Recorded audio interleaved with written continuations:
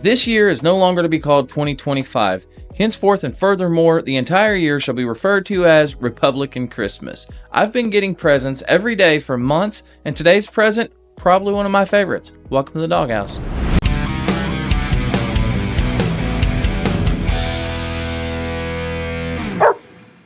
What's this? Oh, just a 9-page PDF I took the liberty of printing off for myself. If you don't know Senator Josh Hawley, I suggest looking up some of his videos because he's a brilliant litigator, but who cares? He just introduced a bill on April 28th that would ban any member of Congress from owning individual stocks, called the Preventing Elected Leaders from Owning Securities and Investments Act. Now, because I'm childish, the best part for me isn't that if it's passed, it would keep these scumbag politicians from getting rich off the stock market, even though that would be a wonderful thing. For me, it's the pettiness. But what do you mean? It's called the Pelosi Act and makes you feel wonderful unless you're a communist who doesn't subscribe. It's like America is healing. Mr. Hawley, you have the floor. This is a tough bill. I mean, and listen, it needs to be tough because we have seen multiple instances just in recent years of members of Congress. Nancy Pelosi is the poster child for this. I mean, she beat almost every hedge fund in the nation in 2024. That's pretty darn good. But really, it's also atrocious when you think about the fact that she's doing this on the people's time. But it's a bipartisan problem. Go down the list of the top, 20 stock traders. You're going to see a lot of Republicans on there, too. Explain to the public exactly how this works. What is allowed? What is not allowed? What is not allowed is the buying or selling of individual company stocks. What is allowed, if politicians want to have mutual funds, treasuries, so forth, they can do that.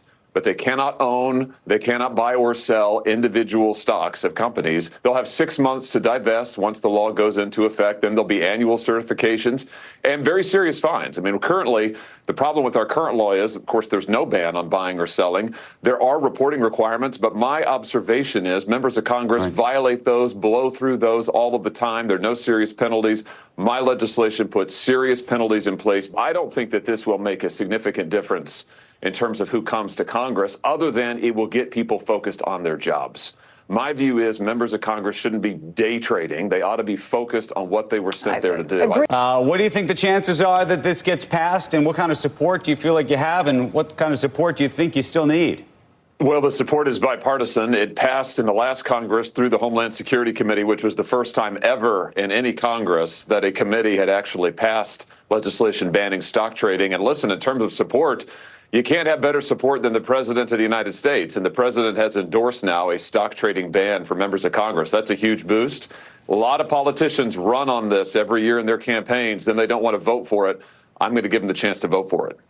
What a gut shot, man. Senator Hawley should be arrested for Democrat abuse. He's already stuck the knife in, now he's proceeding to twist. He's going to give him a chance to vote on it, huh? Quick refresher. 209 Democrats voted against fully funding our troops, including health care, benefits, and the largest pay raise in a very long time. 203 Democrats voted against a parent's rights to know what their kids are being taught in school. They called it fascism. 203 Democrats also voted to keep men in women's sports. 132 Democrats voted against cracking down on fentanyl, citing that it was racist. So now they're going to get a chance to vote on an issue they themselves have been screaming about for years: to shut down corrupt congressional insider trading. And I know what this vote is going to look like, so Merry Christmas. So very quickly, I just want to point out some stuff from the text of the bill. Disengorgement. That sounds like what Hawley's doing with that knife. A member of Congress shall disgorge to the Treasury of the United States any profit from a transaction or holding involving a covered financial instrument that is conducted in violation of this section. So that's pretty straightforward, right? If you make any profit from the stock market, you have to turn that money over to the Treasury. But wait, there's lots more. Not less frequently than annually, each member of Congress shall submit to the applicable Servicing Ethics Committee a written certification that the member of Congress has achieved compliance. And then the Ethics Committee shall publish each certification on a publicly available website. So think about this for a second. There are other members of Congress too, but put that to the side. Each year, Nancy Pelosi has to provide proof that she didn't buy stocks this year, and that proof has to be published on a publicly available website. Imagine the look on that face.